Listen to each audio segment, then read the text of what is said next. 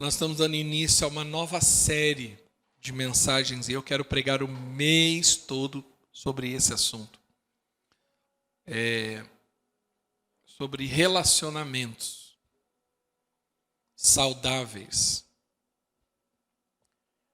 E quando você olha desde Gênesis, por que Deus criou o homem? Pensa comigo. Deus está na eternidade, tranquilo, de boa, tudo perfeito, maravilhoso. Os anjos, os serafins adorando. Mas Deus chega uma hora e fala assim: eu vou criar o homem.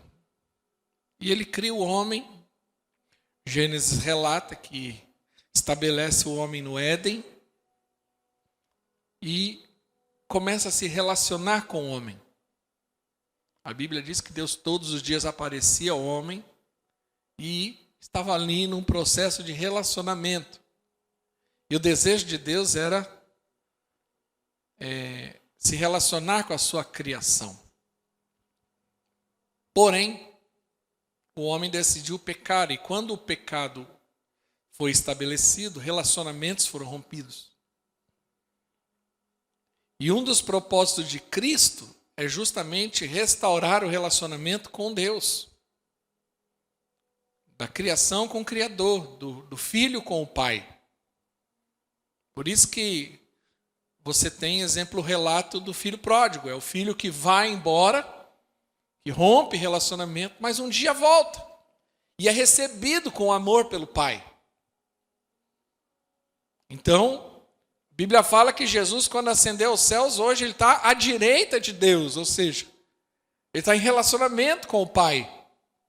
Mas hoje Cristo também exerce um relacionamento com a igreja, porque a Bíblia fala que Cristo é o noivo que vai vir buscar a noiva e quer se casar com a noiva. Então, há uma questão de relacionamento, mas o problema é que o pecado destrói o relacionamento.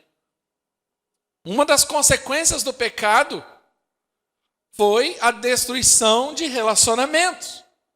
Primeiro, o relacionamento do homem com Deus. A Bíblia fala que havia um muro de separação, e ainda há para aqueles que não estão no pecado e não se arrependem. Mas também você percebe que a consequência ela vai além. Porque o pecado é assim. Um abismo chama outro abismo. E a situação só piora. E aí o homem começa a ter problema com ele mesmo. Você vê Caim e Abel. Um irmão matando o outro. A mágoa, o ressentimento, o ódio. E aquilo começa a tomar forma. E conforme vai crescendo, a população vai crescendo, a humanidade vai crescendo, o ressentimento, a mágoa vai tomando conta. Então, relacionamento é fundamental. E no dia a dia, isso também serve para nós. A maioria ou boa parte do problema das pessoas tem a ver com relacionamentos. Grande parte do problema de alma da maioria das pessoas, a fonte, é uma questão do relacionamento mal resolvido. Que gera mágoa, que gera ressentimento. Então, relacionar-se para mim é fundamental, é uma arte. E como você lidar com isso? Porque eu fico imaginando, vamos pensar no casamento. Você pega duas pessoas diferentes, com uma cultura diferente, de família diferente, com uma visão, uma cosmovisão de mundo totalmente diferente, com valores diferentes, com manias diferentes, e esses dois decidem morar dentro do mesmo teto, dormir na mesma cama. Naturalmente, é para dar errado. Naturalmente não dá certo. Só Deus para fazer dar certo um negócio desse. E por que muitos casamentos chegam ao fim? Porque não sabem se relacionar. E aí entra mágoa, ressentimento e assim por diante. Então, relacionar-se, ele é fundamental, necessário. E o relacionamento, ele define duas coisas na nossa vida. Ele sempre vai definir a nossa vida. Ou o relacionamento te eleva, te promove, ou o relacionamento te abate. Te destrói. Minha mãe já dizia, diga-me com quem andas, eu te direi quem é. A Bíblia fala que as más conversações corrompem os maus costumes, ou seja, relacionamento nunca é neutro, nunca. Então, definir como você se relaciona, com quem você se relaciona, quais são seus vínculos, isso vai ser um fator determinante para você chegar em alguns lugares que você sozinho não chega. Então, saber se relacionar é fundamental.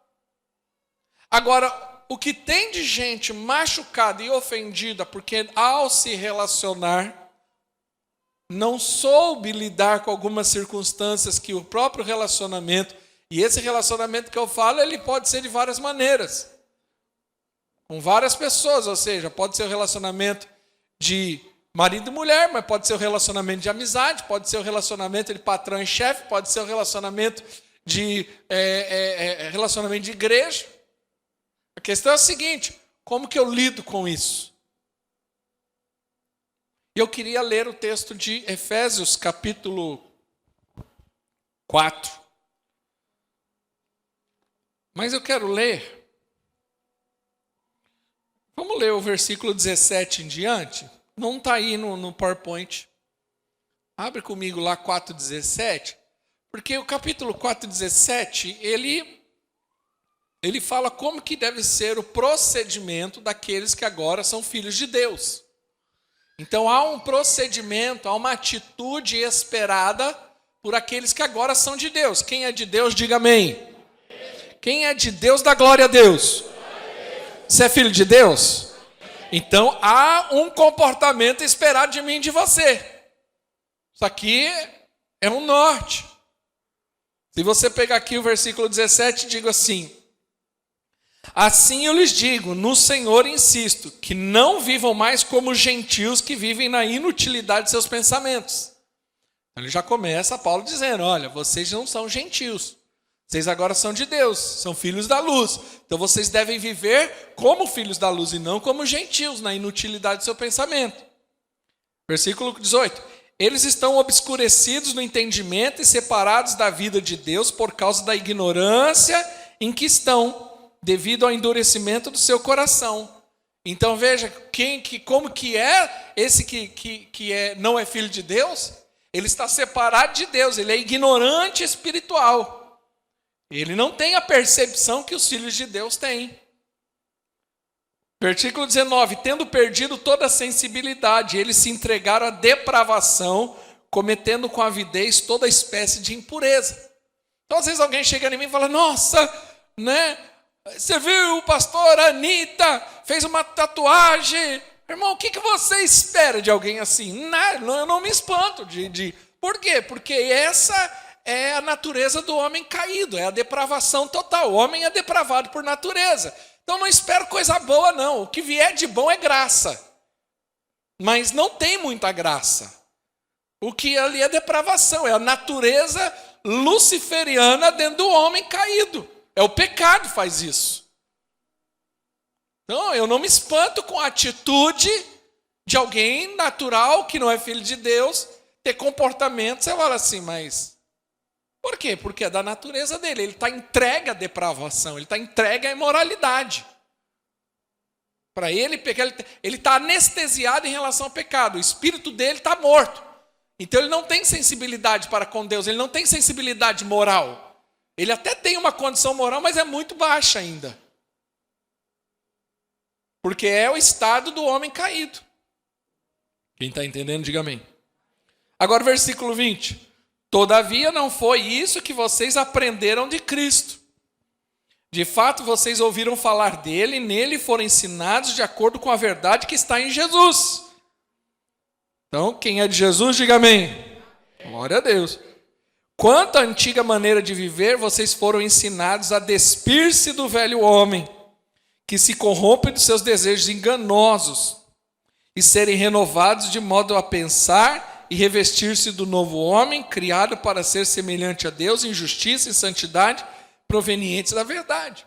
Então agora você é filho de Deus, então você se despe, ou seja, eu deixo de ser, a Bíblia diz que eu sou uma nova criatura, uma nova natureza operando em mim agora. Eu sou nascido de novo. Então eu vou me despir, ou seja, o velho homem vai embora. Agora eu vou me despir do novo homem, de Cristo, da natureza que Deus me deu. E essa nova natureza vai me levar à verdade, a uma vida de verdade, de santidade.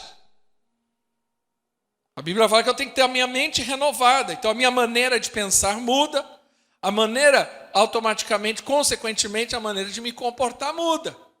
Porque agora eu sou uma nova criatura. Aí o versículo 25, segura na cadeira. Portanto, cada um de vocês devem abandonar a mentira e falar o quê? Crente não mente. Ah, mas é só mentira. Não existe uma mentira. Mentira. Né? Antigamente eu usava essa expressão, mas nem dá para usar mais hoje, porque ligava, né? Falava, diz que eu não estou. Mentiu. Ah, mas é que se eu não mentia, pastor, meu marido me pergunta se eu gastei, eu digo que não, tá? Porque se eu falar vai dar uma confusão. Eu acho que a confusão pior está no céu com você nessa história. Que é mentira. E tem crente que é mentiroso. Então, a Bíblia diz, deixe de falar a mentira e fale a verdade. Diga, falar a verdade. Portanto, cada um de vocês deve abandonar a mentira e falar a verdade ao seu próximo, pois todos somos membros de um mesmo corpo. Quando vocês ficarem irados, não pequem. E não deem lugar... não pequem. Apaziguem a sua ira antes que o sol se ponha. Então, a Bíblia não condena ficar nervoso. Ok? Fala uma pessoa ao seu lado, pode ficar nervoso. Mas fala para ela agora, mas só não pode pecar. Agora, como ficar nervoso e não pecar? É aí que está o homem e a mulher de Deus. A Bíblia diz, não fique nervoso. Pode ficar irado? Você fica, porque eu sou humano, eu tenho alma, eu tenho sentimentos, eu tenho coisas que me deixam nervoso. Estava falando ontem, estava na casa do Renato, estava conversando com o Renato, falando assim, né, comendo um churrasco bom lá com ele, falei assim, eu tenho raiva, eu tenho nervoso, que me deixa nervoso. Eu andar de carro, e parece que é um problema genético de Itatiba, que as pessoas não usam seta. Falei, então me dá vontade de pegar, a vontade minha, tá? Tô até pedindo perdão para Deus, confessando perante a igreja. Eu tenho vontade de pegar um martelo, descer, e para que você tem seta? E quebrar a seta. Eu me vejo fazendo isso. Eu me vejo dentro de mim. Porque a pessoa, do nada, ela vira. Eu falo assim, meu Deus do céu. Porém, eu me seguro. Porque imagina, automaticamente já começa a reproduzir a cena. Oi, pastor, eu te vi. Onde você me viu? Quebrando a lanterna no meio da rua, brigando com o rapaz. Não seria uma cena interessante para a minha vida. Então eu me seguro. Mas tem coisa que me deixa irado, nervoso, né? Que me deixa... As mulheres não passam por esse nervoso, porque sei que mulher é tudo santa, tranquila, né? As mulheres são plenas. Então isso é uma coisa mais de homem. Homem fica irado, mulher não fica, né? Elas são plenas, equilibradas, têm um domínio próprio, invejável, sabe? É um negócio assim que eu...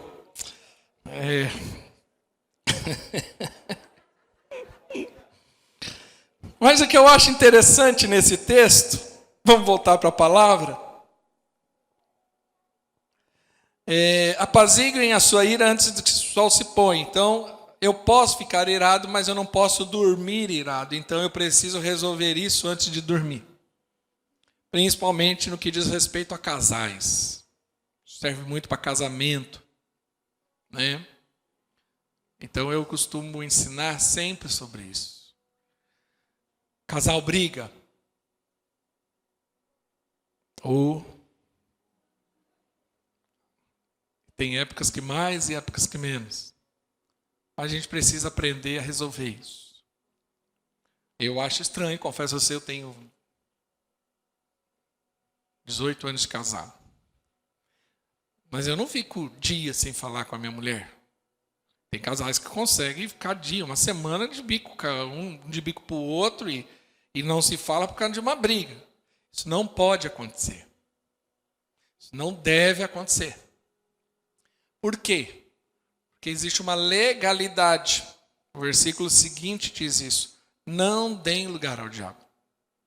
O diabo ele encontra legalidade quando não há responsabilidade no que diz respeito à solução de circunstâncias. Então, casais que não quero saber, não vou falar. Claro que tem momentos que é melhor não falar, mas não dá para você, não vou dormir, eu vou cada um no seu quarto, cada um num canto, 3, 4 dias sem olhar na cara. Não, sentar aqui, conversa, vamos nos resolver. Mas o casal precisa aprender a fazer isso. Continuando, que ele agora é uma nova criatura. Versículo 28, o que furtava não furte mais, antes trabalhe fazendo algo que é útil com as mãos, para que tenha que repartir com os que estiverem em necessidade. Ou seja, crente não rouba. Amém? Amém. 29. Nenhuma palavra torpe saia da boca de vocês, mas apenas o que for útil para edificar a outros, conforme a necessidade, para que conceda graça ao que os ouvem. A palavra torpe, ela tem 2 sentidos aqui. Ela pode ser o palavrão em si, né? Eu confesso a vocês que eu fico abismado com isso ainda. Eu não consigo entender como tem crente que dá glória a Deus e aleluia e fala palavrão. Ai, pastor, mas é mais forte do que eu. Não, irmão. Não é mais forte do que você. É só você se converter. É só você tomar um posicionamento. Não, é que na hora do nervoso solta. Então. Solta porque está lá dentro. Então tem que aprender e tem que converter a língua também. Você não se converte só no coração, você converte o ouvido, você converte os olhos, você converte a boca, converte a mão. Tem lugares que essa mão não toca mais, que ela converteu. Tem lugares que esse olho não olha mais. Tem coisas que esse ouvido não ouve mais. E tem coisas que essa boca não fala mais. A conversão ela vai ser expressa nisso. Mas a palavra torpe também fala de palavra que não edifica. A gente só fala baboseira. Então, a Bíblia fala que eu devo abrir a minha boca para edificar, para abençoar a vida daqueles que estão ao meu lado. Se não for para fazer isso, é melhor não fazer. E o texto continua. Versículo 30. Não entristeça o Espírito Santo de Deus, com o qual vocês foram selados para o dia da redenção. E aí no versículo 31 diz assim: livrem-se de toda amargura, diga amargura, amém, indignação, ira, gritaria, calúnia, bem como toda a maldade. Então aqui já tem uma listinha, né, para você orar em cima disso. Deus me ajuda a vencer a amargura, a indignação, a ira, gritaria, é uma coisa que eu não gosto, rapaz, eu não entendo. Né? Ah, mas é que eu sou filho de tal grupo, né? Tem muito disso, não tem? Eu sou filho de italiano. Ah, porque eu sou filho de não sei o quê. Agora você é filho de Deus. Você não pode ser escravo de uma circunstância. Entendeu? Então, tem que ser cuidadoso. Tem que saber lidar. Eu não estou falando que nós temos que ser como britânicos, né? Eu vi um rapaz falando que foi num velório britânico e ele falou que ele ficou encantado. O povo chorava de forma até elegante. Né? No Brasil, como é que é? É gente passando mal no meio do velório, aquela confusão. Eu quero morrer junto, né? O brasileiro é exagerado, né? Aquele exagero tradicional nosso. Não estou dizendo que a gente tem que ter, né, esse britânico, mas nós precisamos entender que nos convém hoje coisas que são necessárias para a vida cristã. Amém? Mas ele continua dizendo, versículo 32, sejam bondosos e compassivos um para com os outros, perdoando mutuamente. É nesse texto que eu vou pregar ainda. Só basicamente nisso. Perdoando-se mutuamente, assim como Deus os perdoou em Cristo. E aí o capítulo 5, versículo 1 e 2 diz assim, portanto, sejam imitadores de Deus como filhos amados e vivam em amor. Diga, viver em amor.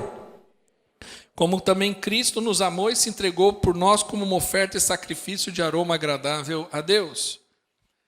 Então a orientação de Paulo para essa nova criatura, né, que automaticamente ele vai ter que desenvolver novos comportamentos, ou serão, esse comportamento nada mais é que o fruto dessa mudança interna. É claro que tudo é um processo. Então não é uma chave que diz liga e liga. Né? Você vem de uma cultura, você vem de hábitos. Então, exemplo, eu me lembro que eu tinha o hábito de falar, ai minha Nossa Senhora. Até o dia que eu falei isso perto do meu pastor, ele virou na frente de todo mundo e falou, nossa não, pode ser sua, mas minha não é.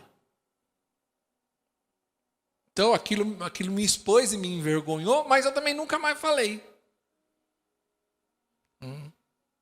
Então são hábitos, são culturas que você vai, né, mudando. Deus vai te confrontando. Você vai assimilando.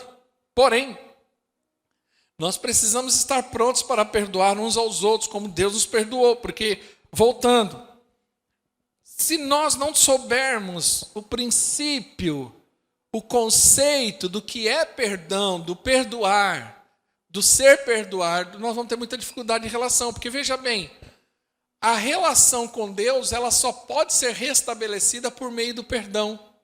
Então, o homem perdeu o seu relacionamento com o Criador, com o Pai, e agora Cristo morreu na cruz para que o homem fosse restabelecido. Só que isso acontece de forma natural? Não. Acontece por meio do perdão. Para que esse relacionamento entre o filho e o pai sejam restaurados, e agora o homem tenha o privilégio e a oportunidade de estar na eternidade com Deus, precisa acontecer uma coisa chamada perdão. Se não houver perdão, não há salvação.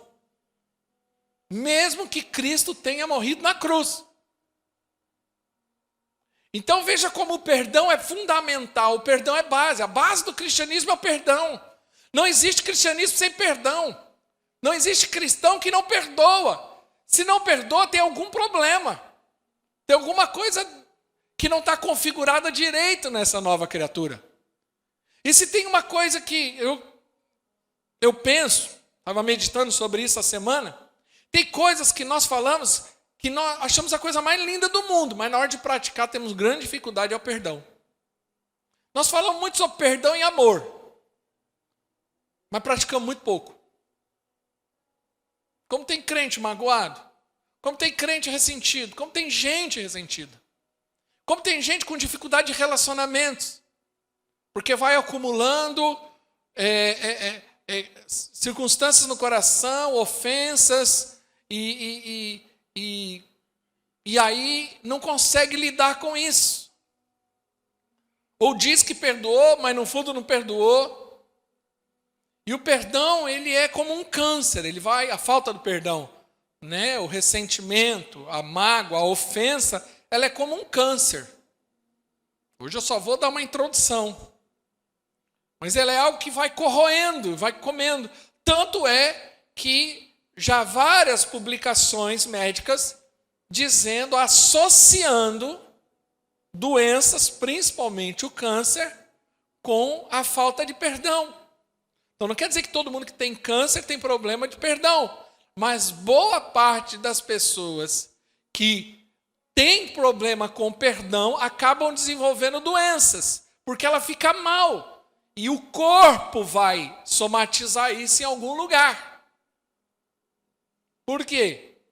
E agora minha experiência pessoal, 20 anos lidando com gente e também com demônio. Vi muito na minha vida. Quando eu vejo manifestações demoníacas, normalmente ela está associada a 3 circunstâncias. Então, quando você vê manifestação demoníaca, normalmente ela está associada a 3 coisas. Primeiro, legalidade direta. Então, gente que dá legalidade, que vai em terreiro, que faz trabalho, que tem consciência lá daquilo tudo, ela permite aquilo, automaticamente ela deu legalidade para aqueles demônios agirem.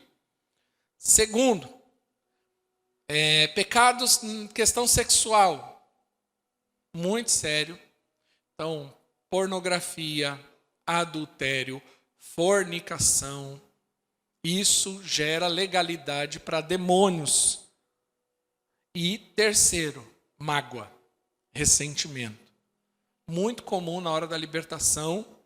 Na verdade, a pessoa está muito magoada, muito ressentida, e aquilo acaba dando uma legalidade ao ponto de demônios tomarem conta daquela pessoa. Então veja como a falta do perdão é algo sério. E muitos, às vezes, têm dificuldade com isso. E uma coisa que os anos me ensinaram é que o perdão ele precisa ser um estilo de vida. Paulo fala, perdoando-vos uns aos outros.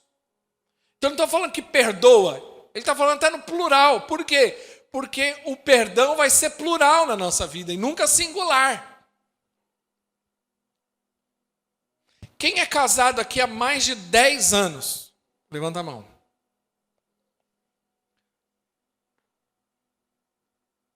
Provavelmente, é uma coisa que eu creio, que a longevidade de um casamento, o casamento ele precisa de muitas coisas, ele não tem uma receita certa, não, porque pessoas são diferentes. Mas existem algumas coisas que são fundamentais que tenha dentro do casamento, ok? Uma delas é a capacidade de dizer eu te amo, de estar agradando o tempo todo, sempre fazendo um agrado. Ou seja, demonstrando isso, reafirmando isso. Por isso mas uma das coisas também que são fundamentais de um casamento para ter longevidade é a capacidade de a prática do perdão dentro do casamento. De ambas as partes. Porque o perdão, ele não é a palavra, ele é uma atitude que exige um monte de coisa que eu vou estar falando a partir de hoje. Então, a questão do perdão deve ser um estilo de vida. Se eu não estiver disposto a ter o perdão como estilo de vida, provavelmente eu vou ser uma pessoa fracassada em muitas áreas. Porque se a pessoa não consegue perdoar, ela tem dificuldade, se ressente muito fácil, ela vai ter dificuldade de relacionamento. Se você tem dificuldade de relacionamento, como que você vive num mundo com 7 bilhões de pessoas? Para trabalhar, você precisa se relacionar. Na igreja, você precisa se relacionar. Para casar, namorar, você precisa se relacionar. E não só com a pessoa, mas com a família dela. Aí que está o problema, às vezes. Então, percebe, por isso que tem gente que está vivendo isolada. E ela tem dificuldade de relacionamentos e relacionamentos profundos. Porque deixa eu te falar uma coisa, relacionamento não é seguidor de Instagram, de mídia social. Eu não estou nem aí para ninguém, eu tenho meu Instagram lá, tenho 15 mil seguidores. Você não tem amigo, você não tem gente se relacionando, você tem seguidor. E boa parte daquele seguidor nem te segue. O número é pequeniníssimo. Agora, eu vou falar que capacidade de se relacionar é manter relacionamentos duradouros, longos. Manter relacionamentos. Não precisa ser com muita gente, normalmente não consegue mesmo, mas você ter relacionamentos duradouros. Então tem gente que não consegue se relacionar com ninguém. E às vezes ela chega ao ponto que ela não consegue se relacionar com ela mesma. E se ela não consegue se relacionar com gente, ela não vai conseguir se relacionar com Deus. E aí ela vai ter dificuldade em tudo onde ela passa. Ela trabalha, ela tem problema na família, ela tem problema na igreja, ela tem problema. E com o marido, às vezes já saiu do segundo, ela está no terceiro casamento, no quarto casamento, quinto casamento. Esse tempo atrás eu vi, acho que é o Fábio Júnior casou 7, 8 vezes. Eu falei assim, esse cara é uma grande farsa. Por quê? Não pode ser. E eu não posso tratar isso como normalidade. Alguém casou 7, 8 vezes. O que o cara é muito ruim. Ah, não, mas ele fala umas músicas bonitas, românticas, é tudo mentira. Ele deve ser um grande fake. Que alguém que não ficou casado e teve que casar 7 vezes aí não deu certo. Pelo amor de Deus, alguma coisa está de errado. Desiste. Você é ruim nisso, meu filho. Não casa mais. Porque o negócio está ruim para você. Porque tem dificuldade de se relacionar. Nós precisamos aprender a conviver. E para conviver nós precisamos perdoar. Porque atritos virão.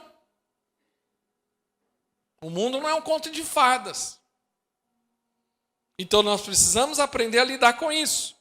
E o nosso modelo de perdão é o próprio Cristo. Porque se nós fomos perdoados, é só porque fomos perdoados por Cristo. Então, ou seja, quando alguém pecar contra mim e eu tiver dificuldade de perdoar, eu tenho que se lembrar sempre que Cristo me perdoou. Mesmo eu sendo quem eu fui. Mas Ele me perdoou.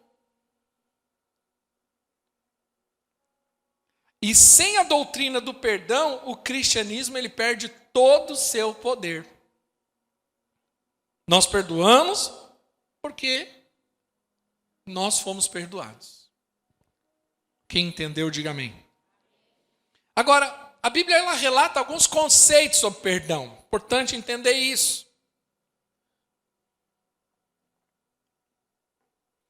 Vamos entender um pouco sobre perdão. Ela usa alguns conceitos, algumas palavras para transmitir a ideia do perdão. Primeiro, ela usa uma palavra apagar, que tem o sentido de apagar o registro da nossa vida. Então, exemplo, Isaías 43 diz isso. Eu mesmo sou o que apago as tuas transgressões por amor de mim, e os teus pecados não te lembro mais. Então, o perdão precisa entender o seguinte, o que é perdão?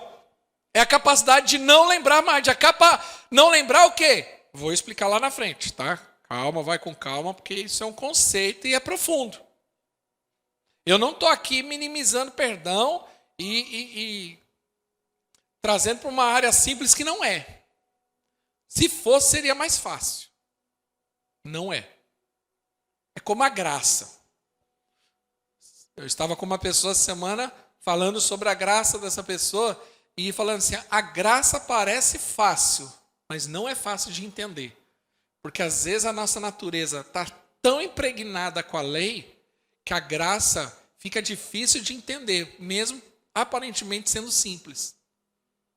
A Bíblia ela tem essas questões dentro de nós. Coisas que deveriam ser simples, mas elas não são.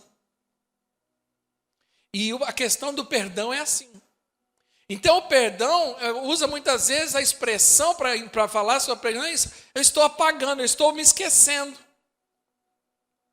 Não é? A Bíblia fala que há um registro da sua vida num livro. Então, toda vez, imagine que você pudesse ter acesso a esse livro. E na hora que você começar a olhar para esse livro, está contando a sua história. Só que no momento em que você cometeu um pecado ali, vai ter não tem o nosso branquinho que a gente usa? Lá vai ser o vermelhinho, é o sangue de Jesus. Então não há registro. O próprio Deus fala assim: eu não me lembro mais. Não há registro, foi apagado. Quem está entendendo, diga amém. Eu não me lembro mais. Então tem gente que chega assim para Deus: ai Deus, eu estou conjecturando aqui, tá? Deus, me perdoa, porque eu fiz isso. Mas ele já pediu perdão. Só que às vezes ele está achando que o negócio não foi direito e ele precisa pedir perdão de novo. Aí eu acredito que Deus nessa hora fala assim: mas que pecado? Ah, Deus, aquele pecado. Não, eu não lembro mais, acabou. Na minha memória já deletei. Estou resolvido com isso. Porque quem não esquece do pecado é o diabo. O diabo fica te lembrando o tempo todo: eu sei o que você fez no verão passado. Ah, eu sei. O diabo, ele faz isso. Ele que te acusa com o seu pecado do passado. Mas toda vez que o diabo te acusar do seu passado, você levanta a tua voz e lembra ele do futuro dele. Satanás, você está lascado. Quem está entendendo, diga amém. Segunda coisa para explicar, segundo conceito, outra palavra usada sobre perdão é que é levar e carregar para longe, falando da remoção completa dos pecados de nós, como se fosse uma carga pesada. O texto de Miqueias diz isso: tornará a ter compaixão de nós, pisará aos pés as nossas iniquidades e lançará todos os nossos pecados nas profundezas do mar. Então, o pecado, ele é um peso para nós. A acusação do pecado, a condenação do pecado. Mas a Bíblia diz que ele remove de nós. Por isso que Jesus fala: o meu fardo é leve. Então, quando eu entendi que eu fui abençoado e perdoado, eu não preciso mais andar angustiado. Nossa, mas olha, hoje eu estou em Cristo, hoje eu sou de Jesus, mas olha aquilo lá, aquela situação, e parece que aquilo vira um peso, um fardo. Mas a Bíblia diz que ele removeu de nós esse fardo e levou para longe, porque ele falou: você não precisa mais carregar. Jesus tirou esse fardo e falou: meu fardo é leve, você pode andar feliz, tranquilo, de cabeça levantada, você não tem mais acusação sobre a tua vida. Por quê? Porque hoje o teu pecado foi perdoado. E nós precisamos entender isso. E isso serve também para o nosso relacionamento. A pessoa veio, consertou, pediu perdão, acabou. Está lá atrás. A gente precisa ter essa maturidade. E também sobre como no conceito de libertação de dívida. O versículo de Salmo 130 diz assim: se observares o Senhor iniquidades, quem, Senhor, subsistirá? Contigo, porém, está o perdão. Quando Deus nos perdoa, existe uma libertação. Por quê? O pecado, por isso que a Bíblia usa muito a expressão: ele pagou um alto preço. Porque o pecado era uma dívida. E a pessoa era escrava, era como se você fosse escravo, e o escravo ele não pode se autolibertar. Então alguém precisava comprá-lo. Por isso que a Bíblia usa expressões como dívida paga ou remir. Remir, a palavra remir significa comprar. Ele te remiu, ele te comprou. Então é o seguinte: eu estou pagando o preço. Vamos melhorar, vamos trazer mais para a nossa realidade. Vamos supor que o Clévio tem uma dívida no banco de 2 milhões de reais. E para ele é impossível pagar essa dívida. E o banco fala assim: cara, eu vou tomar tudo que você tem e vou acabar com a tua vida para o resto da tua vida. Seu nome vai ficar sujo, imundo. Mas não o seu nome, o nome da sua família. Vamos supor que o banco tivesse poder para isso. Mas o banco fala: vou tomar sua casa, vou tomar seus bens. E o cara fala: e agora? O que eu vou fazer da minha vida? Aí, eu vou lá no banco e falo assim: qual é a dívida do Clévio? 2 milhões. Está aqui. Paguei. Cleber fica sem dormir à noite, angustiado, porque como que a pessoa vive tranquilo? Não está. Acusação, meu Deus, eu sou um fracasso. Onde já se viu? E aquela angústia, a mulher brava também, as coisas faltando em casa, e dívida e juros subindo. Mas aí ele recebe uma carta dizendo, olha, sua dívida foi paga. Mas como? Foi paga, você não deve mais nada. Alguém pagou. Você entende o que é o perdão? Pagou. Mas eu não tenho que pagar mais não. Ah, mas agora eu tenho que pagar para o Ricardo. Não. A dívida foi paga. Ah, não foi transferida. Quanto está entendendo? Eu paguei a dívida dele, mas eu não comprei a dívida dele. Eu abençoei ele. Isso é o amor de Deus para conosco. Quem entendeu, diga amém. Agora, como é que Deus nos perdoa? Nós precisamos entender o seguinte, que Deus leva a sério a questão do pecado, e nós também devemos levar a sério. Uma coisa que me angustia, que eu acho que falta nas pessoas, é entender que pecado é sério. A Bíblia diz que o salário do pecado é a morte. Deixa eu falar uma coisa. Todo pecado gera morte. Alguém vai morrer por conta do pecado. Às vezes tem muita gente que tem ainda a mesma mentalidade de Adão e Eva. Deus fala assim, se comer vai morrer. Quando ele comeu, ele caiu duro? Não. Porque o pecado ele tem consequências. Só que às vezes a consequência do pecado você não sente na hora. Normalmente não, você vai sentir é o prazer do pecado. Mas o boleto vai chegar. E é pior do que boleto de cartão de crédito. Tem algum que toma susto, né? Meu Deus, mas está nesse valor o cartão de crédito? Mas não imaginava. A questão do pecado é a seguinte, vai ter consequência. Então, nós precisamos ser cuidadosos, precisamos ter consciência que o pecado destrói. Ah, mas é só um adultério. Não é só um adultério. Você não tem noção espiritual do que isso causa. Quando você acessa a pornografia dentro da tua casa, você está dando legalidade para que demônios atuem na sua família. Às vezes, eu vou te falar, você não será o primeiro atingido, mas seus filhos podem ser. E eu não estou aqui botando medo, estou só explicando conceitos bíblicos. Que eu vejo isso. Quando você peca no pecado da fornicação, o que é fornicação? A palavra parece estranha, né? Mas é o ficar por aí. Toda vez que você se relaciona com alguém, a Bíblia diz que você se torna um com ela. Algo de você vai para ela e algo dela vai para você. Aí a pessoa ela se relaciona com um aqui, daqui a pouco um aqui e outro ali. Agora, detalhe, se essa pessoa tiver algum demônio, o demônio dela entra para dentro de você. Porque houve legalidade. Aí a pessoa ela vai se desconstruindo como pessoa e como identidade. Por quê? Porque agora ela não é mais ela tem um pouco de tudo. Ela se deu num monte de circunstância e ela recebeu um monte de coisa de um monte de gente. Então chega aqui na frente, oh, meu Deus do céu, eu estou perdida, preciso de terapia, eu não sei mais quem eu sou, porque agora, olha lá quantos relacionamentos que eu tive, não deu certo, isso e aquilo. Por quê? Porque ela foi desconstruída na sua identidade pessoal. Porque ela foi dando legalidade. É o pecado. O pecado ele é como um câncer. Ele vai destruindo.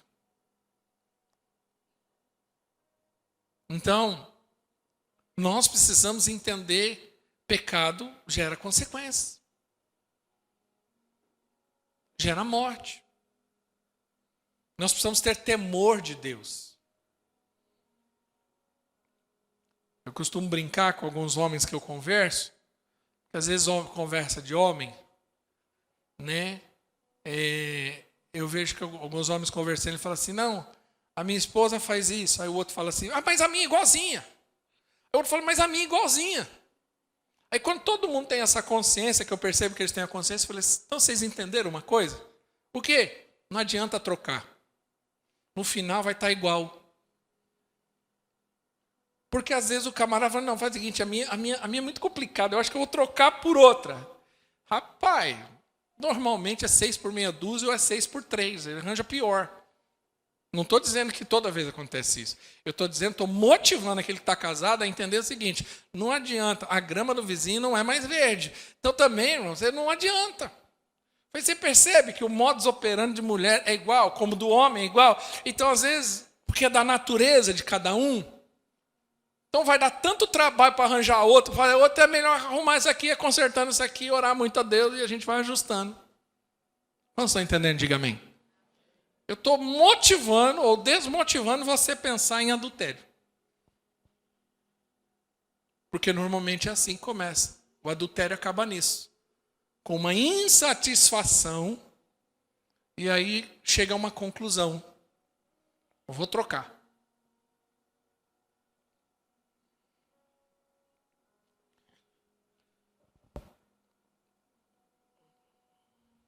O perdão de Deus é um ajuste de contas. Ou seja, antes de haver perdão, é preciso haver um ajuste de contas.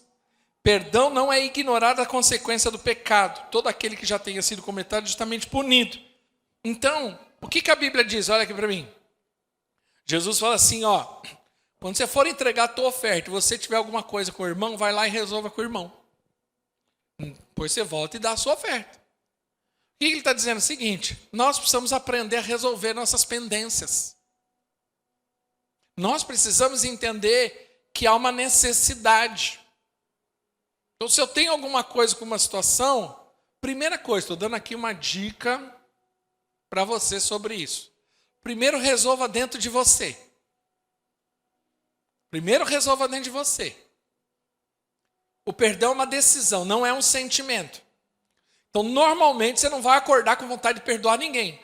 Acordei, ai que vontade de perdoar. Hoje eu estou tinindo, ó. Hoje eu perdoo uns 3, porque eu estou numa vontade de perdoar. Você não vai acordar com vontade de perdoar.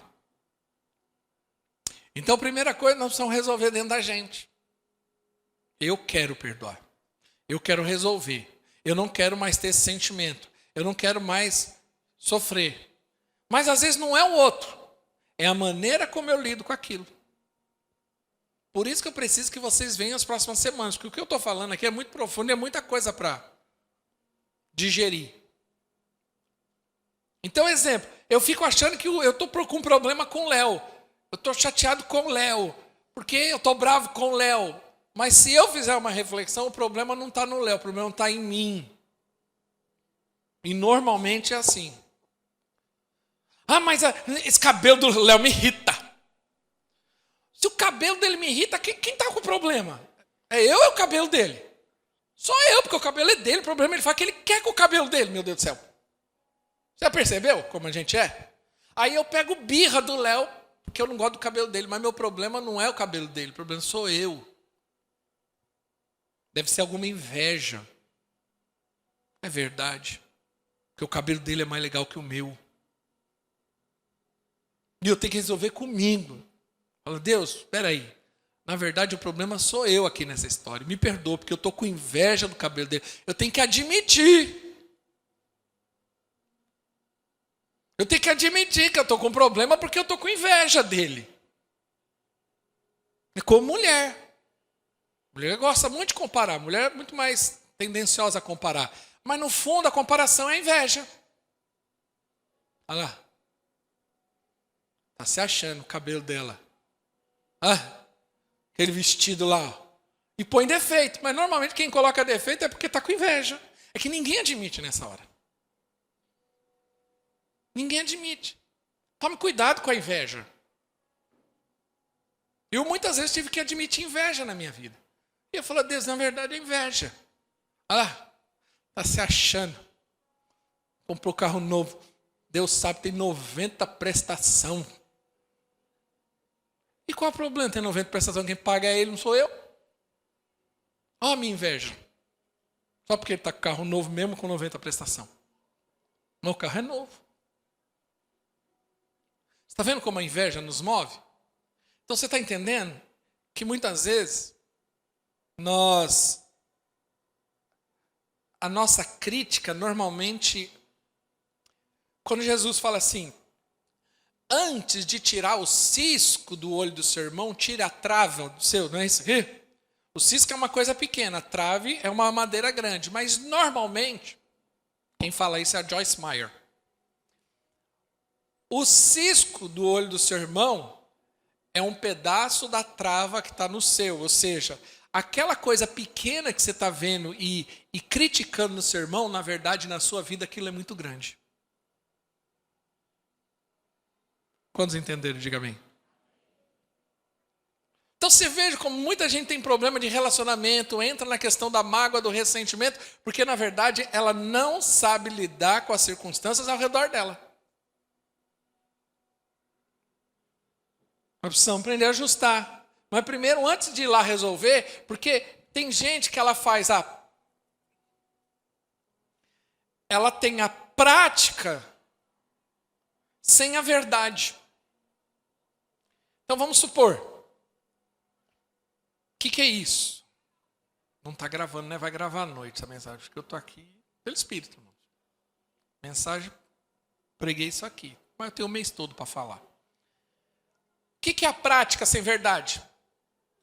Eu magoei a minha esposa. E eu tenho agora, como cristão, que pedir perdão para ela. Sim ou não? Aí eu vou lá e falo assim, oi, quero pedir perdão, porque você está magoada comigo, tá? Mas estou te pedindo perdão. Então a minha vida com Deus está resolvida, agora é você, tá? A verdade nisso? Agora é ela que tem que se resolver. Eu já resolvi a minha vida. Eu já reconheci. Não. Parece aquela criança, filho, sabe o filho que você cata e fala assim, pede perdão. Ele, tá bom, perdão. Aí ele pediu perdão. Arrependimento. A consciência que ele fez alguma coisa errada. Não, ele só está fazendo porque a mãe está com chinelo ali perto dele. Forçando ele a fazer. E tem gente que às vezes parece que ela é forçada de alguma medida, mas ela não há arrependimento e verdade naquilo. Ela faz tipo assim, ó, eu estou fazendo a minha parte, agora é você que se vira. Entendeu? Vou dar um exemplo, vamos usar o meu casamento. Mais fácil dessa parte usar. Eu vou lá e vomito um monte de coisa na minha esposa, deixo ela mais lá embaixo, aí eu venho e simplesmente falo assim, me perdoa, eu errei, eu falei umas besteiras. E volto para a sala. Poxa vida. O caminho é um caminho tortuoso, é longo também. Eu costumo dizer para as pessoas, todo mundo tem o direito, mas isso ela precisa entender a percorrer o caminho. Você entende? Ela tem o direito de voltar, ela tem o direito de restaurar, ela tem o direito... Simplesmente você precisa entender o seguinte, existe um caminho. E esse caminho deve ser percorrido. Então, vou dar um exemplo. Estou aqui dando exemplo. Espero que à noite, na gravação, eu consiga. Uma história diz que o homem pega um travesseiro de pena em cima de uma montanha e espalha aquele travesseiro. Ele abre e começa a espalhar e vai pena para tudo quanto é lugar. Vamos supor que isso são ofensas que eu produzi. Mas agora, Deus me trouxe luz e agora eu preciso restaurar isso aí. Eu tenho que ir atrás de cada pena. É lógico que é impossível eu encontrar todas. Mas tudo aquilo que tiver ao meu alcance para encontrar essas penas, eu vou lá resolver. Entendeu? Agora existe um caminho. Não é simplesmente eu chegar e falar, perdão, Deus, está perdoado, estou perdoando, Deus, pedir perdão. Ok, mas e as pessoas? Entendeu? Então existe um caminho. Por isso que eu falo que a gente tem que ser mais cuidadoso em certas práticas, atitudes nossas, porque nós temos que entender que a consequência, às vezes, ela é pior. Então, se nós medíssemos a consequência, nós pecaríamos muito menos. Porque pensa no trabalho que dá.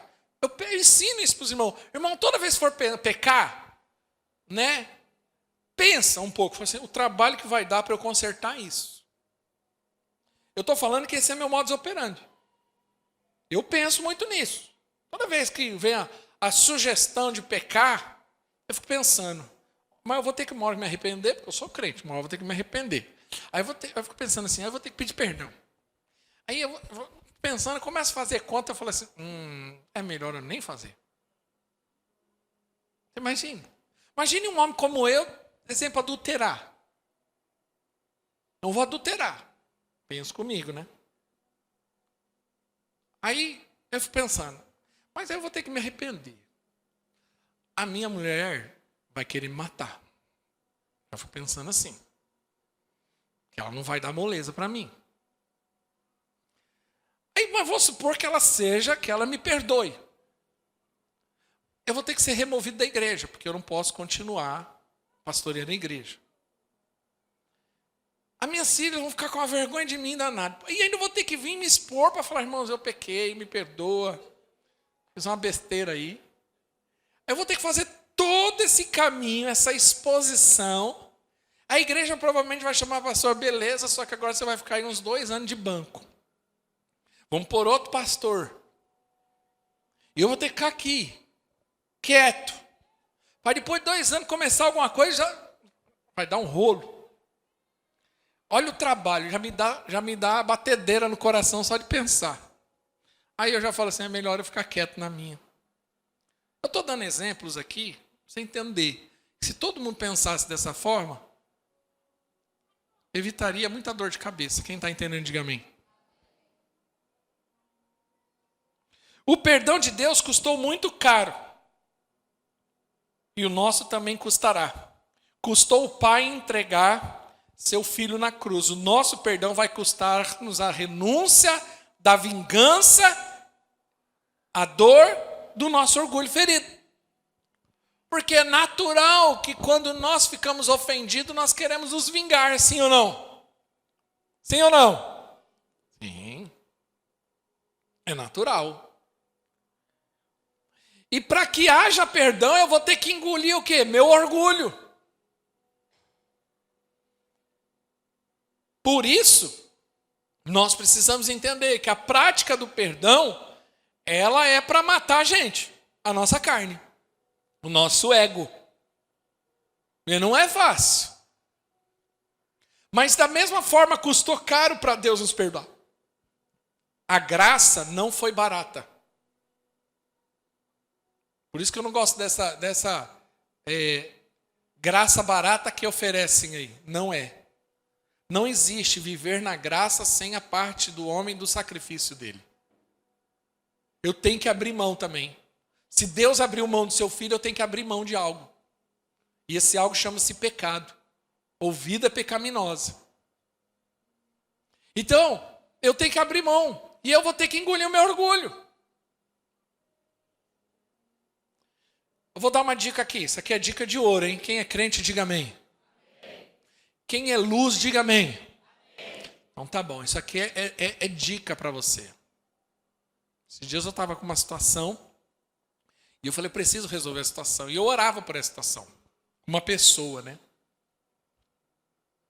E eu falei, eu preciso me resolver. E um dia orando, Deus falou assim, quem tem mais luz? E a pessoa não é crente, é da família.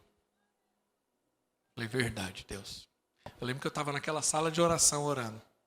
Eu saí daquela sala de oração até cabisbaixo. Falei, meu Deus, sou eu mesmo que vou ter que resolver. Mas aí dentro de você fala assim, mas não tem a ver com isso, a culpa não é minha. Aí, não, e você começa a se justificar, né? Porque se você que está errado, é fácil. Agora quando você não está errado. Mas eu falei, tá bom, eu tenho luz, eu sou luz. Eu vou resolver. Então eu fui lá atrás da pessoa conversar com ela. Eu vou ter que dar o primeiro passo. Então, quem tem luz, quem tem mais luz, brilha. Só que existe uma honra de Deus aí. Por isso que eu costumo dizer, irmão, não perca a oportunidade de ir lá e perdoar. Porque Deus vai te honrar. Chega primeiro. Quantas vezes eu tive que fazer isso? No casamento não é assim? Às vezes dá umas brigas e fica um de cada lado lá no canto. Aí você pensa comigo, mas ele que está errado. Fulano está errado. Fulano está errado. Aí Deus sempre falava assim, mas quem tem mais luz? Quem é teleso, maduro aí? Sou eu, Deus? Então, vamos lá. Ó, vamos sentar, vamos bater um papo. Entendeu? Engole o orgulho.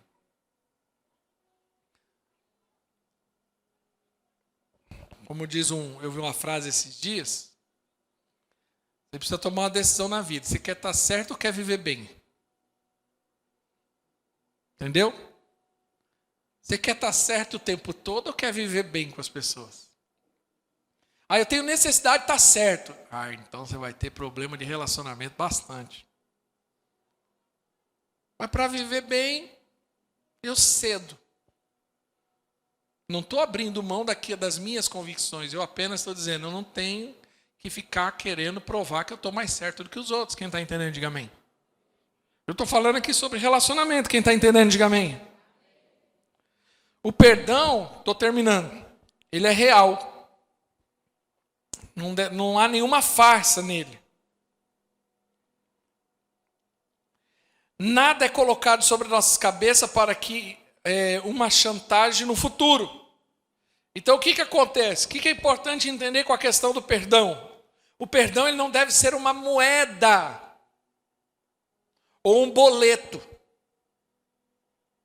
que eu fico apresentando. Porque tem muita gente que vive assim, principalmente casal, né? Isso é muito mais comum em casal. Ah, pede o perdão, perdoou, aleluia, glória a Deus. Mas aí lá na frente, quando acontece uma coisa, a pessoa apresenta o boleto. Mas aquela vez... Mas você já não perdoou? Eu perdoei, mas olha aqui. Aí vem com a fatura. Aí vira peso. Ah, mas eu perdoei, mas aquele dia, no dia 25 de março de 1998, naquela primavera, eu me lembro exatamente como era. O sol estava brilhando, o vento entrava pela cortina, estava passando o jogo do Corinthians, não, sabe? O Corinthians estava perdendo de 2-1, e você fez isso. Ela conta detalhes do dia. A pessoa conta detalhes. Parece um livro. Você estava com uma camisa verde, com chinela havaiana, isso, aquilo, e fulano, conta. Naquele dia nós comemos pão com manteiga e bolacha de maisena. Fala, meu Deus, faz tanto tempo, você lembra dos detalhes? Lembro. Por quê? Porque não perdoou. E você disse isso para mim. Eu disse. Isso é fala de quem não perdoa, porque a mágoa... Vem para cá, banda, por favor, vou terminar. A mágoa, o ressentimento, ela produz memórias. Nós precisamos entender a força disso. Não podemos ignorar a força disso, ela produz memórias. Então, normalmente, qual que é a briga de muita gente? Poxa, mas tudo que eu fiz de bom não valeu, mas aquilo que eu fiz... Porque aquilo que fez produziu a memória. Quem está entendendo? Eu te dei café na cama, eu fiz isso, eu comprei flores, disso não adiantou nada. Mas aquele dia em que você me respondeu desse jeito. Então, isso mostra que quantas pessoas precisam falar, Deus, me ajuda com o meu coração. Eu queria encerrar com Provérbios 4:23, um texto que eu amo muito. Muitos irmãos já me viram pregar muito sobre isso, porque eu acredito nessa verdade da palavra de Deus. Sobre tudo que deve guardar, guarda o coração, porque dele procedem as saídas da vida. Para que a gente tenha relacionamentos bem resolvidos e vive uma vida em paz, tranquila, saudável emocionalmente. Nós precisamos aprender a guardar o nosso coração, filtrar. Nós precisamos entender que circunstâncias acontecem, pessoas falham, por vários motivos. Às vezes a pessoa não está no bom dia, ou é da natureza dela mesmo, mas a questão é a seguinte, o que você faz com isso? Não é o que as pessoas fazem. A Andréia, a nossa Andréia, ela também é terapeuta, também porque a Sandra também é, né? E a gente conversa bastante. Não como minha terapeuta, porque ela não pode ser minha terapeuta. Por conta do relacionamento, né? Não é, Sandra? Não pode ter relacionamento próximo. Mas a gente conversa bastante. A Andréia está comigo há 15 anos. 15 anos. E ela fala assim, o problema, pastor, ela fala assim, não são o que as pessoas fazem, é como você administra isso. Fala isso muito, a gente conversa bastante sobre isso. Como que você lida? Porque pessoas são pessoas, sim ou não? Homem é homem, mulher é mulher. Não é isso? Ou, quando eu digo homem é homem, mulher é mulher, existe uma modus operandi do homem. O homem tem um jeito dele. Mulher, você casou com um homem, amém? Amém? Mas entenda que ele é homem, caramba. Amém. É claro que ele pode melhorar, ele pode... Nossa, muita coisa. Mas ele é homem. Então, na natureza masculina, não pode ter muita sensibilidade. Por isso é a estrutura dele. Às vezes a mulher fica, ai meu marido, mas às vezes ele é homem, você não entendeu? É como pedir abacate num pé de laranja. Não é da natureza dele, meu Deus do céu. Não adianta eu ficar na frente do pé de laranja falando, me dá abacate, me dá abacate. Ou... Por isso que é importante fazer corte. Que a corte você observa isso. E aí tem coisas que você pode avaliar e falar assim, porque aí, ou fala, não, é legal, eu aguento. Aí você casou e sabe que a pessoa é daquele jeito. Ah, mas ela vai mudar. Deixa eu te falar uma coisa. Tem coisa que não muda, não. Aguenta. E eu não estou falando que é desvio de caráter, tá? Estou falando jeito de ser, ok? Agora, homem, você casou com uma mulher, amém? Mulher é mulher. Ela é sensível. Ah, minha mulher é brava. Ela é isso, aquilo. Ela é que nem a Fabiana. Fabiana é paraibana, né, Fabiana? Paraibana! É nada. É mulher na essência. É sensível. Chora. Entendeu? Você falar uma coisa diferente já fica mal. Mulher tem hormônio. Homem não tem hormônio como mulher. Então, o hormônio é assim. A mulher está assim, daqui a pouco vai lá e pinga 2 dosinhas de hormônio da doideira. Ela fica doidona. Fica doidona, ela fica. Ela fica com raiva de você. Aí 2, 3 dias depois, vai e pinga outro hormônio. Ela muda, é outra mulher. Ela vem fazendo carinho, como se nada tivesse acontecido. Você olha para ela e fala assim, o que eu tenho em casa? Muda desse jeito, o que eu faço? É um negócio de doido. Você passa por ela está de cara enfesada. E você olha assim. O que aconteceu? O que eu fiz? Você olha. Aconteceu alguma coisa? Não. Daqui a pouco encosta em você como se nada tivesse acontecido. Mas homem também tem umas coisas interessantes. O casal quebra o pau, briga, discute. Ele vai dormir no outro dia, ele acorda como se nada tivesse acontecido. Oi, amor. A mulher olha para ele e fala assim, cara de pau. E ele com aquela cara dele assim, como se nada tivesse acontecido, porque ele sabe o que aconteceu, mas o medo dele de provocar briga de novo, ele finge que nada aconteceu. E a mulher se acabando de chorar. Não dormia à noite, olhava para ele dormindo, ele roncando. Desgraçado, eu aqui sofrendo, você dormindo. Ela já imagina assim, afogada, dá chumbinho, alguma coisa. É assim. Quem está entendendo, diga amém.